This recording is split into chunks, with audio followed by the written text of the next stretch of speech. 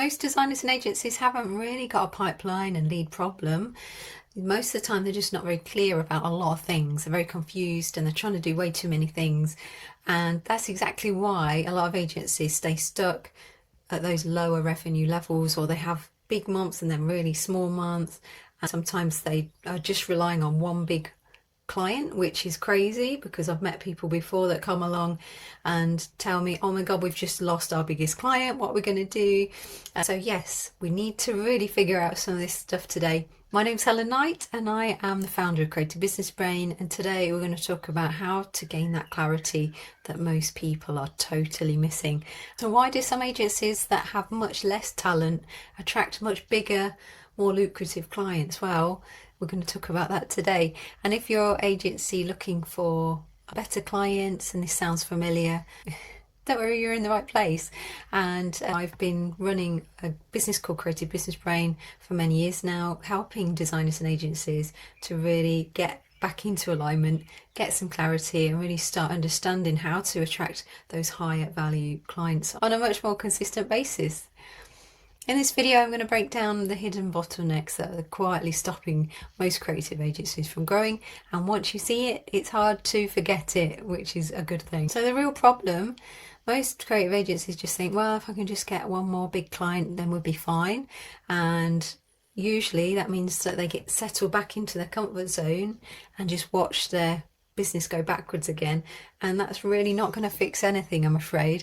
Yes, it might be exciting for a quick win, a big win, but then after that, what's going to happen? You've got to remember that if you don't understand this very well, if you don't really get how you get consistent clients coming in, the right clients coming in, having the right conversations every day with the right people, and how to attract them to actually get them to want to talk to you, then it's very hard to actually keep growing on a consistent basis, keep expanding, and maybe having other agencies in different countries, whatever you really want to create.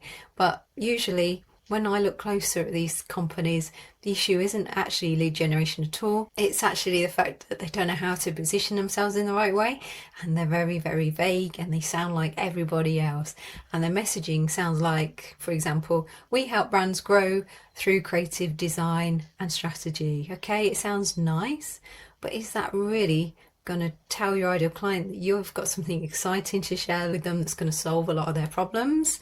Probably not. Okay, so you've got to really start seeing it from the other side, the other perspective, not just from your situation. And that's where most people find this very tricky, because they're not used to doing that. They're not actually used to putting themselves in their ideal client's shoes and thinking about it from what they can see from their perspective. So myself and my team are always looking at creative agencies, funnily enough, and every agency that we look at does sound very similar, okay? And our job is to help you realize that you can have your own lane in the market. So when potential clients land on your website or your LinkedIn or your Instagram or wherever you are and wants to jump on a call with you, they don't misunderstand things, okay? You're creating a lot of issues by not having clarity when people first come across you, okay? So you've got to understand why you're different, why they should trust you, why they should talk to you, why your process matters. It's got to be so obvious why your pricing actually makes sense to them, okay? If you're showing your pricing. Now, I don't recommend that you show your pricing, but if you do, it's got to make sense, and it's got to stand out, and it's got to be like a new way of doing something, not just a package that's very generic and sounds like everyone else. When people are confused or they just think, oh, this is just another agency, that really kills conversations, okay? So most agencies winning bigger clients have really nailed this, and they've worked out what really makes them stand out, what really makes them unique, and why those people need to talk to them specifically, okay, and not just go and talk to every designer out there or every creative agency out there. They're the clearest, they're the more obvious, and they're much more specific to that type of client. Now, another issue which I see a lot is that agencies are relying on referrals for years and years. And yes, it's lovely to get referrals, like people are happy and they want to pass you on as a referral, then that's really nice. But it doesn't actually mean that they're going to pass you on to your ideal client. It just means that anyone that they talk to that randomly needs anything to do with creative, then your name is going to be mentioned, which is okay. But sometimes it's not actually a benefit. It can actually waste so much of your time when they're not the right type of people, when it's somebody that's got so many extra things they want for a really small budget, and it can actually do you more damage than good sometimes. And also, obviously, when referrals slow down, there's not much you can do about it because you're not in control of that process. So we need to make sure that it's really, really clear and obvious that that those clients need you, so they want to come and talk to you, so you don't have to rely on that kind of source of revenue, that kind of source of lead generation. I meet so many design agencies and creatives that have just waited and waited until finally everything stops because they're just relying on those types of contacts, people that they used to work with or used to know, and projects become inconsistent, cash flow becomes very stressful, and they start to do random work. They'll do anything just to survive and pay their bills. Now, that isn't really the best way to grow a business. It's not a smart way to grow a business, and most people end up lowering their standards so much that they don't enjoy what they're doing anymore, and eventually they either decide to quit and get a job, or they may just give up totally. A lot of agencies accidentally stay trapped without realizing it because they never really built a repeatable system, a way of actually creating the work they really love, they really enjoy, and they relied so much on their reputation and the people they know and their little cliquey network then that, you know, they just waited and waited until that didn't exist anymore. And the problem with referrals is that you can't control them. That's the main thing. Okay, when they slow down, it affects everything. It affects your sales, obviously your pricing, it affects your business massively and your family and everything. Okay, so yeah, I would highly recommend that you start to understand a process to gain clients consistently.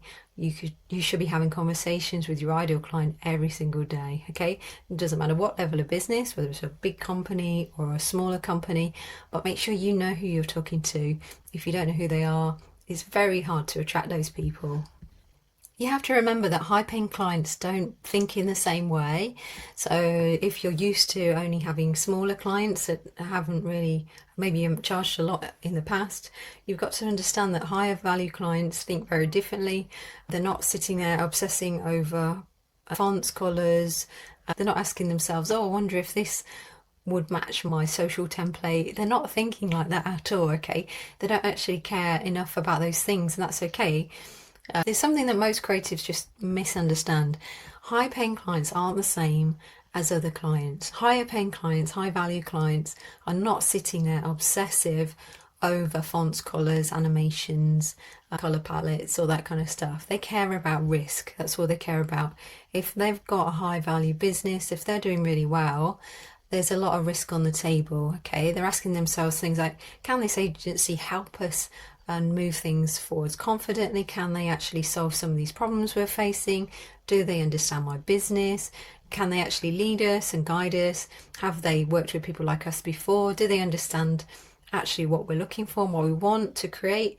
And that's why the agencies that can communicate that really obviously on their profiles, on their social media and everywhere, on their website, always win. Okay, the people that are clearer, the people that are more obvious, those people convert clients so much more easily.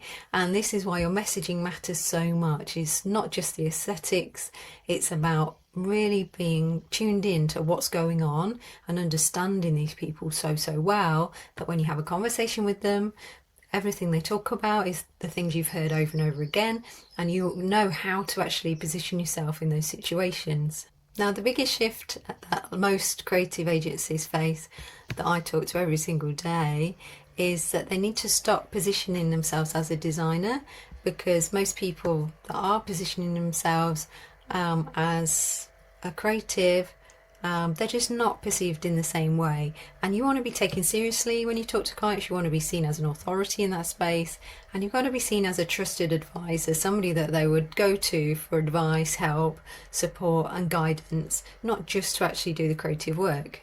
And that means your content has to change, your sales process has to change, your pricing has to change, and your confidence will change, so that everything starts to line up, everything starts to make sense, and it's much easier to gain that trusted advisory role and actually be seen as more of a thought leader in that space that people see and want to follow, want to connect with, and want to talk to. When you're a trusted advisor for these people, they will want you to diagnose their problems, they will want you to lead conversations, they will want you to make things sound more simple and easy to follow, and to guide them carefully, and they will trust you when you start actually showing up like that online on a more consistent basis.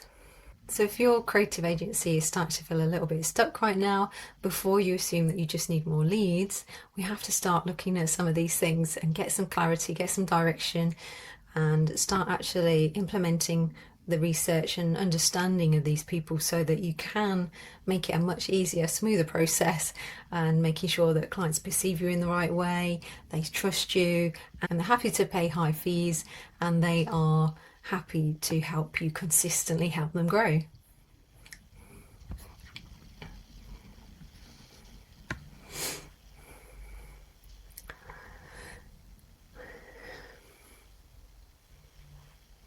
If you want help with this, I'll send you my quick guide on how to position yourself in the right way. If you'd like some help, then drop the word clarify below.